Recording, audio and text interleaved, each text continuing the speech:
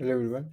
In this training, I will let you know that what are the steps involved if you would like to create agent in Azure AI Foundry from the code. So first of all, there are a few configurations which you need. So you need to install all those libraries which are required to create the agent or playing with the agent from your Python code. So this is the list of the libraries which are required. So that is I put in my requirement.txt file, and the second thing, you just need the endpoint of the project. So from where you can get this. So if you go here and go to the overview tab, then you can see here that there is a Microsoft Foundry project endpoint. Then you can copy it from here, and there is the API key. So you require the API key uh, also in order to configure the project. So let me go here, and I have already put in that endpoint here in my code. So this is a very simple code which is basically creating the birthday agent, and I'm giving the instructions that what is the role of this agent and what the model I would like to use, and then what the configuration is needed in order to run.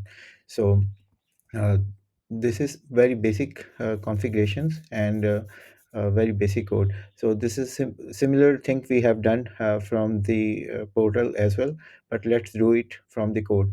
So before you uh, run this code, you just need to uh, run this pip command.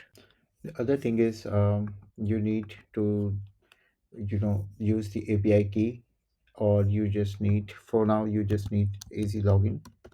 You require API key for the production deployment, but for now, let's use it. So this pop-up will appear in front of me, and let me authorize. So I have authorized already. So now the list of active directory will appear in front of you. Okay, let it load. Okay, so now this library is loaded. So you just need to select the active directory.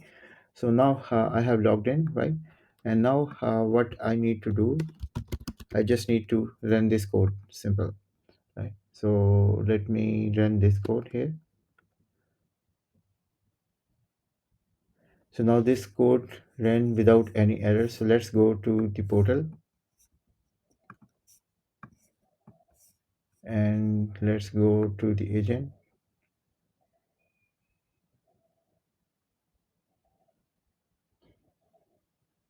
Okay, so you can see here that that birthday agent is created here, and it is exactly showing the same model which we utilize in our code, and this is what the instructions is appearing, what we have done.